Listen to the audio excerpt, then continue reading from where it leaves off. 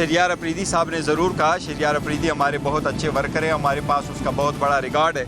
अगर आप लीडर है हमारा और हमारा हीरो है, उसके जो अल्फाज कहे हैं, देखो हम कोशिश सिर्फ ये कर रहे हैं कि पार्टी के दरमियान अगर आपने कोई बात करनी है तो पार्टी के प्लेटफॉर्म पे करें, आउटसाइड कहने की ज़रूरत नहीं है। शहरियार अफरीदी साहब ने जो बात की है, जिस कैंडिडेट के लिए आवाज़ उठाई है, हम हर बार में तायीद करता हूँ, उसने दुरुस्त बात की है। खतूत गए हैं मुख्तलिफ जजेस को, इसकी हुकूमत पाकिस्तान एक विद सेंस ऑफ रिस्पॉन्सिबिलिटी इस मामले की तहकीक कराएंगे ताकि दूध का दूध और पानी का पानी। वेलकम टू न्यूज़ लाइन, मैं हूं डॉक्टर मारिया जुल्फ़िकार खान। व्यूज़, हुकूमत के लिए बज़ाहिर सियासी मैदान साफ है और इसके लिए सबसे बड़ा चैलेंज कारकर्दगी और IMF की कड़ी शराइत के नीचे मईशत में सुधार लाना है। लेकिन इस मकसद के हसूल के लिए हुकूमत के फैसलों का बोझ अवाम पर आना शुरू हो चुका है। मौसम गर्मा में बिजली और गैस की भारी भरकम बिलों के लिए अवाम अभी से जो है वो कमर बस्ता है और यही वो वक्त है जिस पर अपोजिशन जमातों की सियासत का दारोमदार होगा कि वो हुकूमत को आड़े हाथों ले सकें। इसलिए ईद के बाद ग्रैंड पॉलिटिकल अलायंस की बातें हो रही हैं और इसमें PTI पेश है। लेकिन PTI को अपनी जमात के अंदर भी इख्तलाफात का सामना है। तोशाखाना सजा मुअत्तली के बाद PTI के हलकों में ये उम्मीद थी कि इसके बानी चेयरमैन जेल से बाहर आ जाएंगे, लेकिन ऐसा नहीं हुआ। अलबत्ता जमात के अंदर कैंप्स बन चुके हैं और कुछ लोग सबसे बातचीत करने के लिए जो है वो मुतहर्रिक हैं और बाज़ लोग सबसे लड़ाई में मज़ीद आगे जाना चाहते हैं। इसके अलावा भी PTI में 9 मई के बाद खड़े रहकर जो मुश्किलात झेलने वाले हैं और जो भाग जाने वाले हैं, वो भी 2 ग्रुप्स जो हैं उनकी भी लड़ाई जो है वो चल रही है। ख़ास तौर पर जो भाग जाने वालों में कुछ लोग जो पार्टी में वापसी चाहते हैं, उनके खिलाफ अंदर से बहुत सी आवाज़ें उठ रही हैं। मगर इन सब हालात में एक बड़ा सवाल ये है कि क्या PTI का ऐसा डिवाइडेड कैंप हम ख्याल अपोजिशन जमातों को साथ मिलाकर हुकूमत के लिए कोई मुश्किल खड़ी कर सकेगा? ये आज के मौजूआत हैं जिन पर हम डिस्कस करेंगे। We have a panel of senior journalist with us. Beg साहब हमारे स्टूडियोज़ में हमारे साथ मौजूद हैं, सना बुच्चा साहिबा हमें ज्वाइन कर रही हैं और रज़ा रूमी साहब भी हमारे साथ मौजूद हैं। तो बेग साहब, आपसे आगाज़ करती हूँ। तहरीक इंसाफ जो ये ईद के बाद जो ये कहा जा रहा है कि जी हम बहुत बड़ा जो है वो ग्रैंड एक अलायंस जो है वो लेकर चलेंगे, एहतजाज के लिए हम जो है वो चलेंगे। आपको क्या लगता है कि जो इस वक्त ग्राउंड रियलिटीज़ हैं, जिस तरह चीज़ें चल रही हैं, अपना हाउस डिवाइडेड है, सारा कुछ जो अभी हम जिसका तस्करा कर चुके हैं, क्या हुकूमत के लिए वो कोई मसला क्रिएट कर सकेंगे एंड मोर सो अपना हसूल जो है वो उस मकसद में जो है वो कामयाब होंगे? बहुत शुक्रिया जी। मेरा नहीं ख्याल कि वो हुकूमत के लिए ग्रैंड अलायंस बना के या सड़कों पे आके कोई मुश्किल खड़ी कर सकते हैं। अलबत्ता ये है कि ये जो डिस्टर्बेंस है या जो पॉलिटिकल स्टेबिलिटी लगता है कि नहीं है, उसमें शायद वो काम इंटरनेशनल इन्वेस्टर्स या बिजनेसमैन या लोकल बिजनेसमैन को थ्रेट फील होता है जब लोग स्ट्रीट पे आके एहतजाज करते हैं और उससे नेचुरली रोज़ के जो मामलात हैं वो डिस्टर्ब होते हैं। मीडिया उसको दिखाता है, उससे नेचुरली एक तासर ये जाता है कि शायद कोई ऐसे हालात हैं अफरा तफरी के गो के ग्राउंड रियलिटी इससे मुख्तलिफ नहीं है। इस वक्त भी लोग परेशान ज़रूर हैं। वो महंगाई की वजह देख लीजिए, पॉलिटिकल स्टेबिलिटी ना होना देख लीजिए, लॉ एंड ऑर्डर का जो मसला है वो देख लीजिए। हर शख्स जो है वो मुख्तलिफ बयानबाजी पे उतरा हुआ है और फिर जो रियासत के अदारे, अदलिया हो या फ़ौज हो या हुकूमत हो, वो अंडर थ्रेट है। कोई ना कोई काम ऐसा लोकल और इंटरनेशनल फोर्सेस कर रही हैं जिसकी वजह से फील ये होता है कि आने वाले हालात अच्छे नहीं होंगे और ये जो तासर है आने वाले हालात अच्छे ना होने का, वो किसी भी मुल्क के लिए या हुकूमत के लिए या रियासत के लिए अच्छा नहीं है। उससे गैर यकीनी की जो सूरत हाल है वो बढ़ती जाती है और लोगों में कन्फ्यूजन पैदा होता है। गो के गवर्नमेंट के लिए चैलेंजेस बहुत हैं। आया वो फाइनेंशियल हालात को कैसे लेके ये सारे सैराब को कैसे अबूर करना है, वो ज़रा मुश्किल टास्क है। अभी तो क्योंकि गवर्नमेंट को आए चंद दिन हुए, मेरा ख्याल में बजट तक अगर वो कोई सिमत तयन कर लेते हैं, नेचुरली IMF की वजह से जो आपने फरमाया महंगाई बिल्कुल होगी, उसमें ये हुकूमत या कोई और हुकूमत या ऊपर से कोई ले आए, ये हालात तो आप करना है। और इसमें से ही डूब डूब के गुजरना है, चाहे कुछ कहे, ऊपर से हेलीकॉप्टर से राइड नहीं हो सकती। तो सबको ये सोचना चाहिए कि अगर आज हालात ख़राब हैं और हमने आगे फ्यूचर में किस तरीके से इस मुल्क को लेके चलना है, तो मेरे ख्याल में सबकी एफर्ट्स की ज़रूरत है, एक पॉलिटिकल स्टेबिलिटी की ज़रूरत है, रियासती अदारों को आपस में नहीं उलझने की ज़रूरत।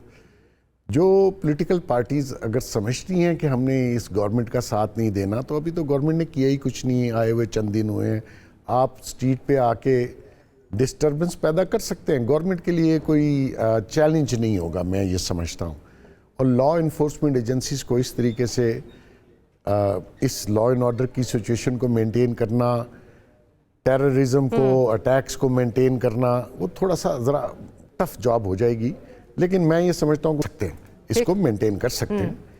और लेकिन सबको ये सोचना चाहिए, पीटीआई हो या कोई और हो, कि अगर इसके अलावा कोई हल है तो फिर बताएं कि क्या है। तो आप बताइए, डिबेट कर लीजिए। टीवी मतलब सड़कों पे जाने की जरूरत नहीं, टीवी पे आके बैठ के डिबेट कर लें, पार्लियामेंट में कर लें।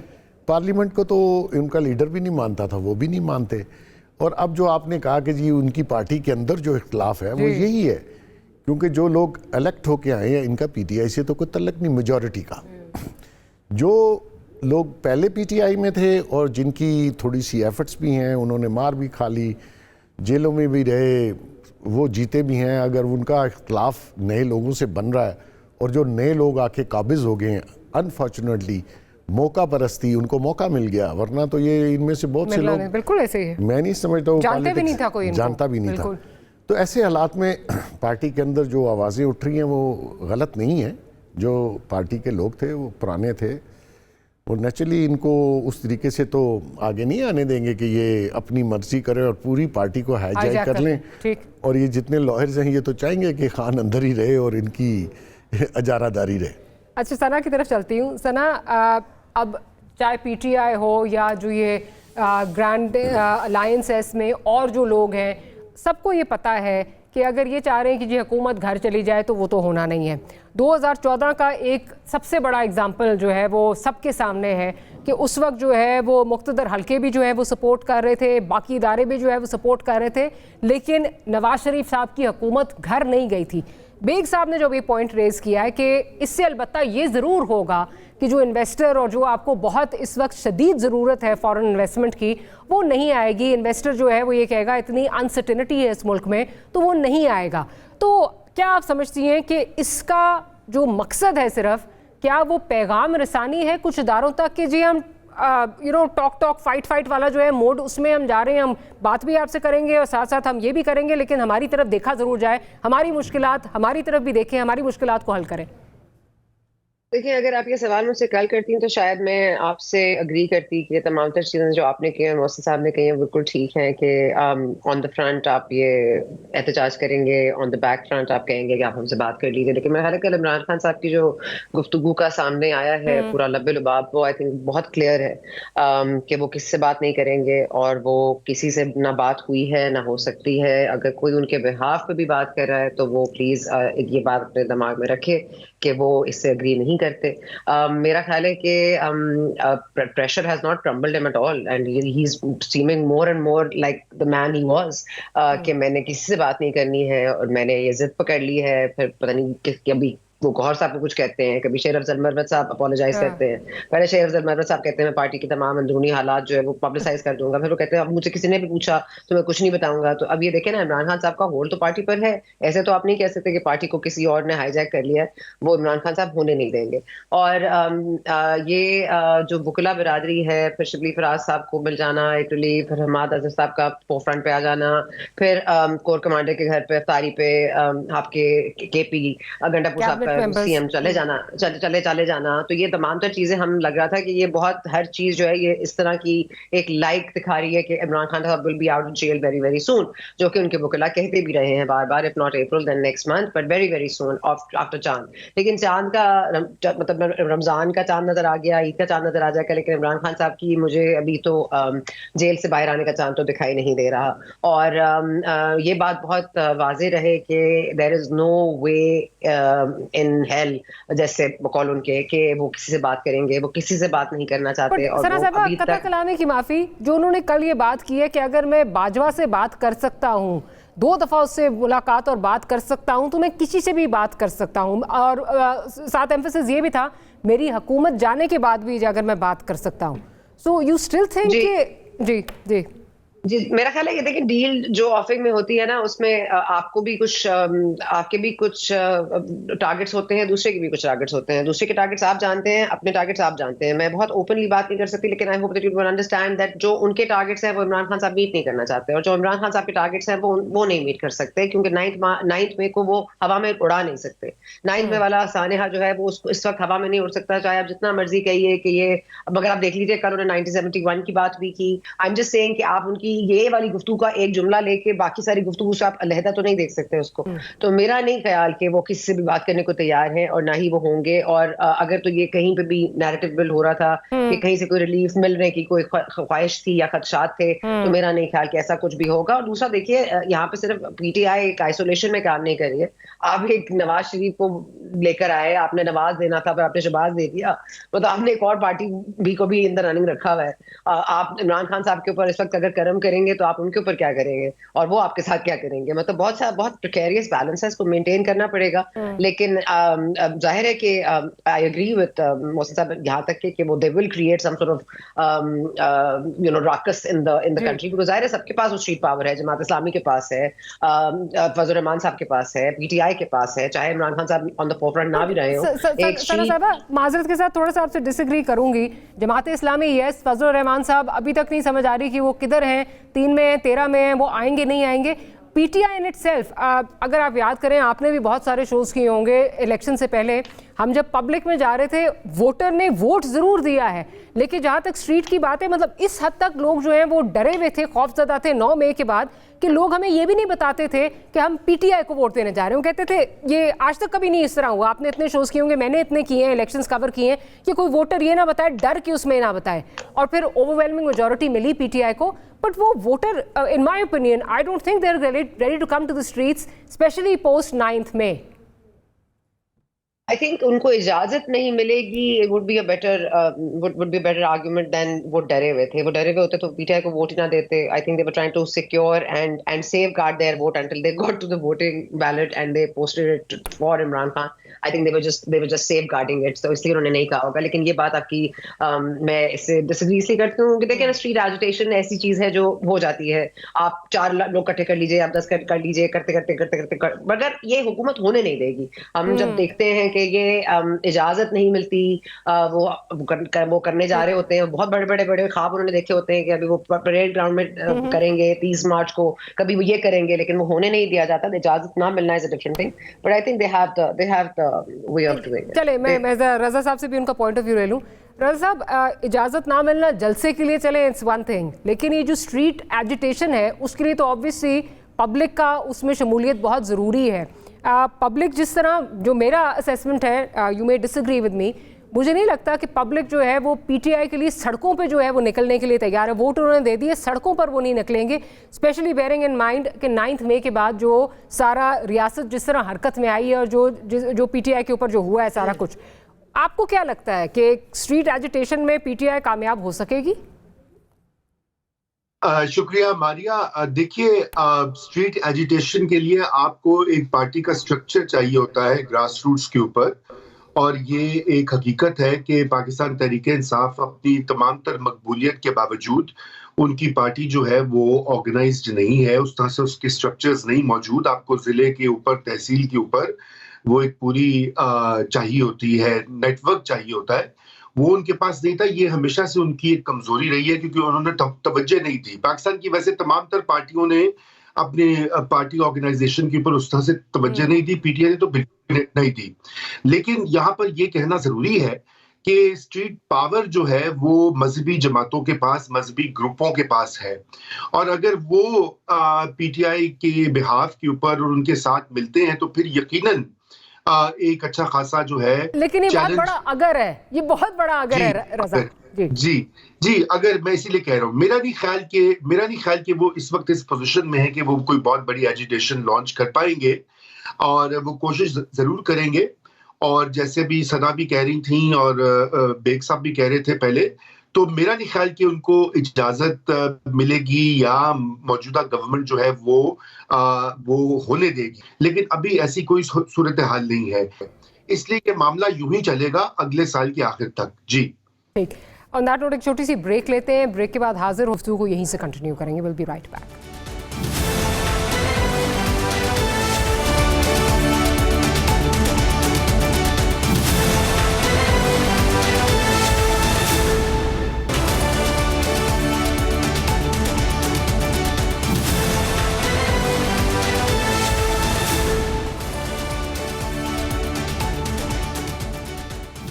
Welcome back after the break. Beg साहब, ब्रेक से पहले बात हो रही थी मजहबी पार्टीज़ अगर साथ दें रज़ा बात कर रहे थे, तो उसमें जमात इस्लामी चलें अभी जिस तरह जो भी उनका लग रहा है, लेकिन लगता नहीं है कि जमात इस्लामी बढ़ चढ़ कर उस तरह साथ देगी।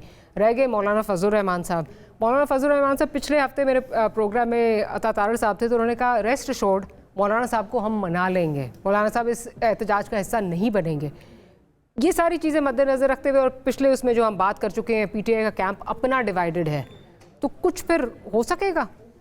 देखिए, पहली बात तो ये है कि मौलाना साहब के लिए बहुत ही मुश्किल होगा कि वो एक अलायंस पीटीआई के साथ उस तरीके से कर लें, तो उनकी सियासत मेरा ख्याल में हमेशा के लिए ख़त्म हो जाएगी। जो थोड़ी बहुत बची है रहेगी जमात इस्लामी, उनके साथ इन्होंने इलेक्शंस के फ़ौरन बाद थोड़ा सा एज़ यूजुअल जो ये पीटीआई वाले हैं या इनके लीडर हैं, ये बात करके वादा करके आधे घंटे के बाद मुकर जाते हैं। इनकी बात का एतबार नहीं है। ये तो वैसे भी मुंह पे झूठ बोले तो साथ ही बदल भी जाते हैं। मेरा नहीं ख्याल कि जमात इस्लामी आएगी। जमात इस्लामी को कुछ गिले शिकवे सिंध में पीपल्स पार्टी के साथ ज़रूर हैं, लेकिन नून के साथ उस तरह के गिले शिकवे नहीं हैं। इलेक्शन वो बेचारे जीत नहीं सकते। उनकी जो स्ट्रेंथ है वो ज़्यादातर जो है या केपीके में है या सिंध में है, पंजाब में उस तरीके की स्ट्रेंथ नहीं है कि वो रोड ब्लॉक्स कर दें लॉन्ग टाइम के लिए या ऐसा इतनी बड़ी रैलीज कर दें जो वरीसम हो। तो मुझे नहीं लगता, हाँ एहतजाज नेचुरली किसी का भी हक है, लेकिन उससे गवर्नमेंट नहीं जाती। और गवर्नमेंट को आप भेजना किस लिए चाहते हैं? अभी तो आप मैंने जैसे पहले कहा था, अभी तो गवर्नमेंट आई है। जैसे सना साहिबा ने कहा कि वो कहता है मैं उस शख्स को बहुत जानता हूँ जिसका नाम इमरान खान है। वो वक्त पड़े तो पाँव भी पड़ जाता है, क्योंकि जो आर्मी का भी और जो डेकोरम है उनकी कॉन्स्टिट्यूंसी आर्मी है और वो शोहदा की फैमिलीज़ हैं जिनकी बेहरमती की गई। और जिस तरीके से अभी हमारे रियासत के इदारे अंडर अटैक हैं चारों तरफ से, वो चाहे सोशल मीडिया हो, फिफ्थ जनरेशन वार हो, वो अदलिया से भी आ गया जी, उन्होंने किया है। अच्छा, दहशतगर्द जो इंटर हुए वो भी अटैक उन्हीं पे कर रहे हैं, सिविलियन पे नहीं कर रहे। पैरामिलिट्री फोर्सेस पे उस तरीके के अटैक नहीं जिस तरह आर्मी पे। तो ये सारा ब्लेम जो वो आर्मी इस्टेब्लिशमेंट को दे रहे हैं, इसके पीछे आपको समझ आ जाएगी कि इंटरनेशनल कॉन्स्पिरेसी है। ऐसे हालात में वो इस शख्स से बात करें। अच्छा, बात क्या करेंगे कि आपको जेल से बाहर ले आते हैं, आपको दोबारा से प्राइम मिनिस्टर बना देते हैं, इसी पे बात होगी ना। बात हो क्या होगी? मेरा ख्याल ऐसा होना मुमकिन नहीं है। अच्छा, ईद के बाद सना साहिबा बहुत सारी चीज़ें, एक तो ये एहतजाज की भी बात हो रही है, साथ ही साथ जो जजेस का मामला है उस पर भी फुल कोर्ट गालिबन 29 तारीख का जो है वो डेट दी गई, 29 अप्रैल की। तो बहुत चीज़ें जो हैं वो ईद के बाद जो है वो होने वाली हैं। आपको क्या लगता है अगर ये फुल कोर्ट बन भी जाता है, बिकॉज अनफॉर्चुनेटली ये मामला जो है वो पोलिटिसाइज बहुत ज़्यादा हो गया, जजेस से ज़्यादा, ये जुडिशरी से ज़्यादा ही पोलिटिसाइज जो है वो ज़्यादा हो गया है। अब पहले पीटीआई ये कह रही थी कि जी सुओ मोटो लिया जाए, सुओ मोटो ले लिया। सुओ मोटो के बाद अब ये वो कह रहे हैं कि जी बेंच जो है ये अपनी मर्जी का है। बेंच अपनी मर्जी के बाद अगर फुल कोर्ट भी बन जाए, आपको लगता है कि ये मामला जो है वो किसी तरफ जाके कोई एक मंतकी अंजाम तक पहुंचेगा और जो उनके खदशात हैं, फॉरगेट जो पोलिटिसाइजेशन है, जो खदशात हैं उनका कोई तदारुक होगा, उनका कोई जाके जो है वो ये जो एक्चुअल इशू है वो रिजॉल्व होगा कि हाँ जी ये हुआ है, नहीं हुआ, जो इश्यूज आ रहे हैं जजेस की तरफ से? देखिए, एक तो लेट्स जस्ट मैं सिर्फ इसको खत्म करने के लिए बात को ये करूंगी, मजलिस वहदतुल मुस्लिमीन हो, सुन्नी इत्तेहाद काउंसिल हो, जमात इस्लामी हो, JUIF से मुझे कोई खास उम्मीद नहीं है। वो आई थिंक वैसे भी उनके सेकंड राउंड के साथ ही होंगे, और उनको वैसे भी जो गिला है वो जो उनके वोट चोरी हुए हैं वो एक्चुअली में तो PTI नहीं किए हैं ना, या करवाए हैं। तो कहने का मकसद ये है कि तो ये होली अलायंस अनहोली अलायंस नहीं बनता नजर आता मुझे। लेकिन देखिए, ये जमातें ऑन इट्स ओन बहुत ज्यादा पावर रखती हैं, और मैं ये नहीं कह रही हूँ कि they have the street power only to manipulate governments, but they have some sort of bargaining chip, और वो हमेशा वर्क करती है। अब उनके साथ हो एस्टैब्लिशमेंट या ना हो, आप मजलिस वहदतुल मुस्लिमीन, सुन्नी इत्तेहाद काउंसिल और जमात इस्लामी को आप साइड ऑफ करके नहीं कह सकते कि they won't come out in the streets। आप PTI को फिर रोक लेंगे, आप उनके साथ करेंगे, तो आपको पता है कि उलमा काउंसिल और तमाम तर लोग जो है फिर उसमें इन्वॉल्व हो जाएंगे। खैर, दैट सेड, आपका जो सवाल था कि सॉरी, आपका सवाल क्या था?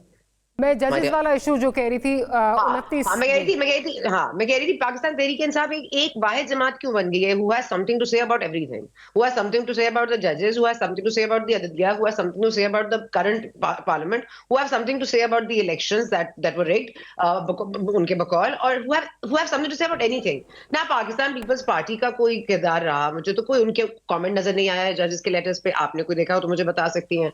आपने नून लीग का कोई देखा हो ऐसे, वो भी बिल्कुल आराम से चल रहे हैं, अच्छा हाँ होगा हो जाएगा, पहले किधर थे उनकी ज़मीर, अब उनकी ज़मीर क्यों जाग गए हैं, अब ये क्या हो रहा है, इसके सबूत कहाँ हैं। जो सुप्रीम कोर्ट का पहला जो पूरा फुल कोर्ट जो 7 मेंबर बेंच ने जो समाअत की, वो भी बहुत नरम गरम सी थी। मतलब आप पूरा एक हिस्टोरिकली आपने बताया कि क्या हुआ, कब मिले, कब फुल कोर्ट मीटिंग हुई, कब शहबाज शरीफ साहब आए, आइडिया किसका था, नासिर उल मुल्क, जस्टिस तसद्दुक जिलानी, फिर जस्टिस तसद्दुक जिलानी के साथ जो सोशल मीडिया पर हुआ। मतलब it was a whole saga of how the turn of events have come out, but they didn't have anything to say about where they were going with it। और full court अगर बन भी जाता है तो फिर फुल कोर्ट के ऊपर अपील कैसे करेंगे आप? आपके पास 15 की स्ट्रेंथ है इस वक्त जजेस की, 15 के 15 अगर बैठ जाते हैं, तो आप मुझे बता दीजिए कि क्या इसमें कोई ऐसा कोई फैसला नहीं आएगा जिसमें आपको अपील का हक चाहिए होगा? और अगर आपको अपील का हक चाहिए होगा तो फिर आप क्या करेंगे? आई एम नॉट श्योर कि people in PTI also know what they are asking for, but I'm just confused why we are giving so much room to PTI। मतलब बाकी सारी जमातें सो रही हैं, उनको इससे फर्क नहीं पड़ता। उनको अब लग रहा है कि PTI इस पूरे जजेस के स्कैंडल से PTI stands to gain something, so therefore we should just shy away from it। मतलब ये they could build their own narratives with it, they could come back into the forefront। बिल्कुल point ये है कि जो भी हुकूमत में होता है उसको इस तरह का जो है ना वो चीज़ें सूट करती हैं। अगर जो बकौल इल्ज़ाम लग रहा है कि जी मर्ज़ी के फ़ैसले और मर्ज़ी के बेंचेस, कल PTI इस साइड पे थी, आज PMLN इस साइड पे है। Unfortunately that's how politics goes in this country. एक छोटी सी ब्रेक लेती हूँ, ब्रेक के बाद पॉइंट ऑफ व्यूज़ पे लेंगे। Will be right back.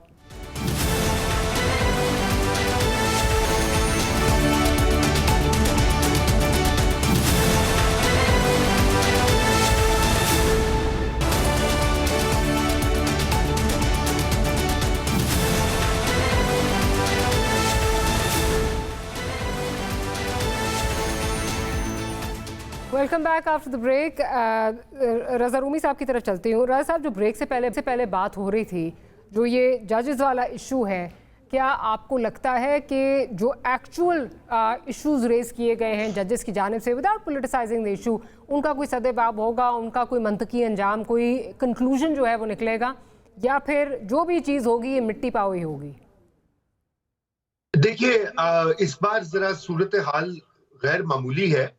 माजी में तो मिट्टी ही डाली जाती रही है और ये मामलात को ब्रश असाइड किया जाता है, लेकिन अब के चूंकि इतनी बड़ी नंबर ऑफ जजेस ने वो इस बारे में आवाज उठाई है, शिकायत की है, और उनके पीछे सोशल मीडिया भी है, पब्लिक ओपिनियन भी है, और एक बहुत जमात है जिसने कि अभी इलेक्शन में अपनी परफॉर्मेंस भी दिखाई है, तो यकीनन उससे उसका असर जो हुआ है वो कहीं ज्यादा हुआ है। माजी में भी आपको पता है इस तरह की कंप्लेंट्स तो आई हैं। नवाज शरीफ साहब यही कहते रहे कि उनके जो फैसले थे वो मैनिपुलेटेड थे।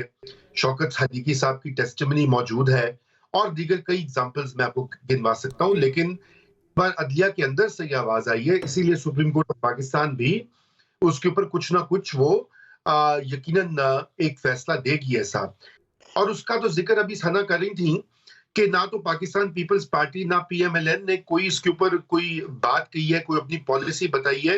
वो बिल्कुल खामोश हैं, बल्कि आराम से देख रहे हैं कि अच्छा चलो जी ये तो PTI बामुकाबला अदलिया या पीटीआई बामुकाबला एस्टेब्लिशमेंट है, तो हम तो साइड पे हो लेते हैं। असल बात यह है कि ये कोर्ट के फैसलों से इससे पहले 2-3 कमीशंस जो हैं ऑलरेडी इस मामले के ऊपर राय दे चुके हैं, तजावीज दे चुके हैं। इसी तरह जो जस्टिस काजी फाइज ईसा जो मौजूदा चीफ जस्टिस है, उन्होंने फैसला करने केस में भी ऑलरेडी ये बात कह चुके हैं। उस पर अमल दरामद नहीं होता ना, तो ये अमल दरामद, ये देखिए ये जो मामला है ये बड़ा गहरा और पेचीदा मामला है। ये सिर्फ अदालती फैसलों या शोर शराबे या सोशल मीडिया पे हंगामे से हल नहीं होगा। इसके लिए आपको एक सियासी, जिसे कहना चाहिए, एक तो कंसेंसस चाहिए होगा तमाम सियासी पार्टियों के दरमियान, जो कि मौजूद नहीं है, नंबर 1, और नंबर 2 उस कंसेंसस के बाद एस्टेब्लिशमेंट से बातचीत की जरूरत है। तो अगर प्राइम मिनिस्टर ये अपना फंक्शन नहीं फुलफिल करेंगे, कोई भी प्राइम मिनिस्टर हो, आज के हो या अगले आने वाले हो, तो ये मामला यूं ही चलता रहेगा। इसलिए ये ज्यादा शोबदाबाजी है और ज्यादा ये जैसे कहना चाहिए एक वक्ती जो पॉपुलर ओपिनियन है उसको बढ़ावा चढ़ावा दिया गया है। मेरा भी ख्याल कि जब तक कोई सियासी इसके ऊपर पार्लियामेंट की तरफ से व्यू आएगा तो इस मसले का कोई हल निकलेगा या कोई कार्रवाई भी होगी। जी अच्छा बेग साहब, सियासी मसला पार्लियामेंट के फोरम से रज़ा कह रहे हैं। इंटरेस्टिंग चीज़ ये है, जो मैं ब्रेक से पहले भी सना से कह रही थी, कि जो भी हुकूमतें वक्त होती है ना, उसको इस तरह का सिस्टम जो है वो सूट करता है कि मुखालफिन के ख़िलाफ़ अपनी जो एजेंसीज़ हैं उनको इस्तेमाल करके और मुखालफिन को दबाया जाए। अभी बड़ी इंटरेस्टिंग चीज़ बिलावल भुट्टो जरदारी साहब ने कहा, जी जुडिशल रिफॉर्म्स होने चाहिए। तो गुज़श्ता दिनों जो है वो मेरी PML इमरान से जिस वक्त ऑफ द रिकॉर्ड बात हो रही थी, तो वो कहते हैं जी हमें नहीं सूट करते, हम नहीं करना चाहते। वो वही वजह है कि इस वक्त जो है वो उनको ही सिस्टम सूट कर रहा है। कल जब वो रिसीविंग एंड पे होंगे तो वो ये बात करेंगे। देखिए, रूमी जो बात कर रहे थे वो बहुत sophisticated kind of a solution, जो कि इस मज़हब माशरों में यहाँ नहीं होता। मैं आपको इसका एंड बता देता हूँ, अगर वो अदलिया माइंड ना करे। ये एक डिक्लेरेशन आ जाएगा, जी आइंदा ये हुआ तो आइंदा ये हुआ तो आइंदा भी यही होगा जो हो रहा है। उनसे आप आधे काम कराते हैं। हाँ, अगर उनको आपकी करप्शन का, आपकी 2 नंबरियों का, आपके गलत फैसलों का, पैसे लेने का पता चलता है, तो नेचुरली वो आपको आपकी ट्विस्ट करेंगे। बिल्कुल ठीक है।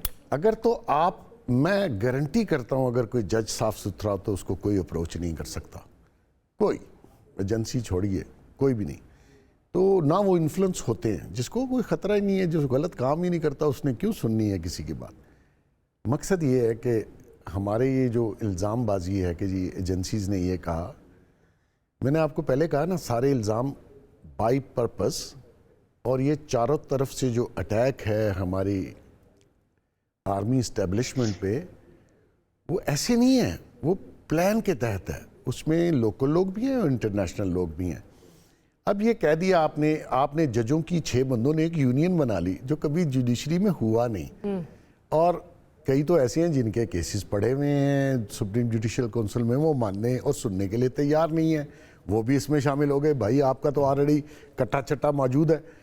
और दूसरा, अगर सुप्रीम कोर्ट ने फुल बेंच बनाया है तो देखिएगा, इसको लाइव सुनना चाहिए कि ये जो 6 जजेस हैं इनको भी ला के बुला के सुनना चाहिए कि आपको किसने कैसे थ्रेट किया, वो केस बताएं। और फिर जो आपने माजी में फैसले दिए, यही इस्लामाबाद हाई कोर्ट थी जो इमरान खान को कह रही थी जो पर्चा नहीं हुआ उसमें भी बेल। ये कोई लॉ है यार? चले, ये कानून है कोई? ये बनाना रिपब्लिक है? आपके ऊपर पाँव आता है तो आप चीखे मारते हैं। आप ज्यादा अजीम हैं और ये पब्लिक को, मुझे आप बताइए डॉक्टर साहिबा, को इंसाफ मिल रहा है? अब ये तो सारे पॉलिटिकल केसेस जो हैं वही जो है वो सुने जा रहे हैं, वही देखे जा रहे हैं। उसके पीछे पर्पस है ना जी, उसके पीछे पर्पस है। एक छोटी सी ब्रेक के बाद हाजिर होते हैं, सना साहिबा की तरफ जाएंगे। Will be right back.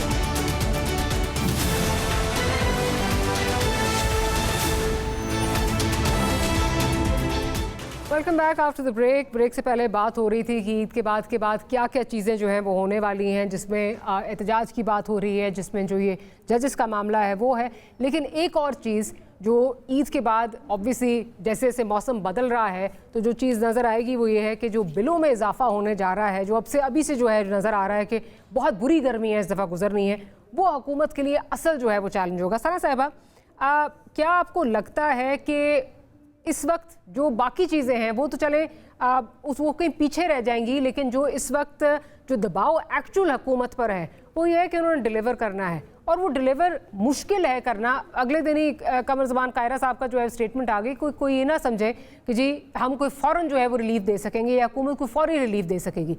तो असल में don't you think this can be the final nail in the coffin के which can lead to the demise of the government, या अगर जो उनकी जो नॉन डिलीवरी है वो उनके लिए सबसे बड़ा मसला होगा? पहले तो वो ये डिसाइड कर लें कि कौन किसने कहाँ डिलीवर करना है। मतलब अगर आपने फॉरेन मिनिस्ट्री दे दी है सरदार साहब को तो वो फॉरेन मिनिस्ट्री कर लें, और अगर वो प्राइवेटाइजेशन कमीशन ना हेड करते तो ज़्यादा ही अच्छा होता। वो सब कुछ करेंगे लेकिन वो फॉरेन मिनिस्ट्री नहीं करेंगे। वो फॉरेन ऑफिस में जो इस तरह से चाइनीज के साथ कोई अपना वो दिखाना हो, भाईचारा दिखाना हो, तो वो नहीं करेंगे। वो और मामला में उनको बहुत ज्यादा बोलने का शौक है ना। You can take the finance out of Dar but you can't take Dar out of finance. So that's the problem. But the problem is that वो अब प्राइवेटाइजेशन वाला मामला है, उसमें पाकिस्तान पीपल्स पार्टी किस हद तक राजी हो पाती है, वो कैसे करेंगे। कहा जा रहा है everything is going very well और अब तो बस होने वाला है, अब होने ही जा रहा है। हमारा स्टील में ज़रा का खसारा भी कम से कम पूरा हो जाएगा।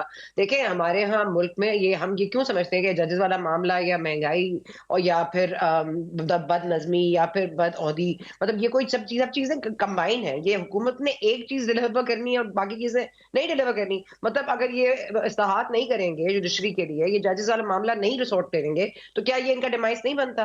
क्या इनका सिर्फ इसलिए डिमाइस बनता है कि इन्होंने 9 रुपए कुछ पैसे पेट्रोल बढ़ा दिया है और अब कुछ बिजली के निल पड़ जाएंगे? मतलब आई थिंक इन टोटालिटी आप देखें तो हुकूमत ने डिलीवर करना है। हुकूमत has to deliver to the जजेस, has to deliver to the judiciary, has to deliver to the honest जजेस। भाई अगर मेरी प्राइवेसी में, मतलब मेरे घर में कैमरे लग गए, बिला वजह में क्यों लग गए भाई मेरे घर में कैमरे? किसने लगाए हैं? लेकिन ये ऐसी चीजें हैं जिसमें हम एक दूसरे को कोई सबूत नहीं दे सकते। मगर मसला ये है कि हमारे यहाँ महमूद रहमान कमीशन हो, फैजाबाद धरना कमीशन हो, कोई भी हो, आपको फैसले मिल जाएंगे। सुप्रीम कोर्ट ने फैसले दिए हैं, इनकी अमल दरामद कराना हुकूमत का काम होता है। हुकूमत वक्त जो भी रही हो उन्होंने नहीं किए हैं, we all know why, and we can go back and forth and do whatever we want, but the point is that is this time it is serious. इसमें ये एक कमीशन नहीं है, ये एक आपके जजेस हैं जो आपके बैठे हैं इस्लामाबाद हाई कोर्ट में। उन्होंने आपको एक लेटर नहीं लिखा है, उन्होंने उसमें लोगो है इस्लामाबाद हाई कोर्ट का। So how are you going to turn that around to suit anything else? I don't know, but I just feel के ये मोहम्मद औरंगजेब साहब बहुत कोशिश करेंगे। हमने एक मिड लेवल फाइनेंस बजट भी लेना है, IMF से क्लियर कराना है, हमने ये भी करना है, हमने we have to keep going, हमने डॉलर को भी कंट्रोल करना है, हमने फना भी करना है। तो ये हमने सब कुछ करना है, हुकूमत ने सब कुछ करना है। हुकूमत doesn't need to pick and choose कि ये मैं कर लेता हूँ वो आप कर लें। ये हुकूमत ने बड़ा कर लिया, अपनी काबीना बनाते बनाते भी ये फैसले काफी नजर आ रहे हैं कि कौन क्या करेगा, लेकिन करना तो नहीं को है। करना इन्हीं को है, लेकिन रज़ा साहब क्या कर पाएंगे? अभी जिस तरह बात हो रही है कि फाइनेंस मिनिस्टर जो हैं वो उन पे कितना प्रेशर है, और डार साहब को हर जगह जो है वो घुसाने की जो है वो कोशिश हो रही है, और फिर खैर सुबकी भी कई जगह हुई है। तो ऐसे में जो नागुज़ीर फैसले हैं, जो हम डारनॉमिक्स जो हम देखते आए हैं जिन्होंने आज तक डिलीवर नहीं किया, उन्हीं के साथ चलेंगे तो किस तरह फिर चीज़ें बेहतरी की तरफ जाएंगी? देखिए मेरे ख्याल से अब ये मामला बड़ी हद तक तो सेटल हो रहा है कि औरंगजेब साहब जो है वो ही माशी पॉलिसी जो है, खुसूसन जो पाकिस्तान का, देखिए उनका सबसे बड़ा चैलेंज है IMF का प्रोग्राम एक और जो है वो समझौता करना जो कि बड़े क्वांटम का हो, $6 अरब से जायद का पाकिस्तान की डिमांड है, और उसी की बुनियाद के ऊपर जो 7 to 8 बिलियन आई थिंक बात हो रही है। जी बिल्कुल जी, साथ हाँ, लेकिन वो मतलब अभी उस पर फाइनल नहीं हुआ IMF के साथ। लेकिन असल जो चैलेंज है, एक तो ये है कि वो डील जो है वो हो जाए, मगर साथ में जो उसकी बड़ी सियासी कीमत होगी, वो आपने जिक्र किया बिजली और गैस के नर्ख और डॉलर की जो कीमत है, ये चैलेंजेस हैं असल मसाइल जो कि इस हुकूमत को टफ टाइम देंगे। वो अवामी फूड और ये महंगाई का एक और जो वेव है जो आएगी इन बजट से पहले, बजट के बाद, वो असल चैलेंज होगा। और उससे किस तरह नबर्द आजमा होते हैं, उनको अपना हाउस इन ऑर्डर करना पड़ेगा। शहबाज शरीफ को ये डाद बामुकाबला औरंगजेब या मोहसिन नकवी बामुकाबला फना, इन तमाम चीजों को रिजॉल्व करना होगा और यही उनका टेस्ट होगा उनकी लीडरशिप का और उनके वजीर आजम के मनसब का कि किस हद तक वो गवर्नमेंट के एक जी बिल्कुल। अनफॉर्चुनेटली रज़ा साहब, मुझे I will have to interject. आपका बहुत शुक्रिया मोहसिन बेग साहब और सना साहब, आपका बहुत शुक्रिया कि प्रोग्राम के लिए आपने वक्त निकाला। असल चैलेंज है अवाम को डिलीवर करना, उसमें किस हद तक हुकूमत जो है कामयाब होती है, that remains to be seen. Will see you next week. Good night, अल्लाह हाफ़िज़।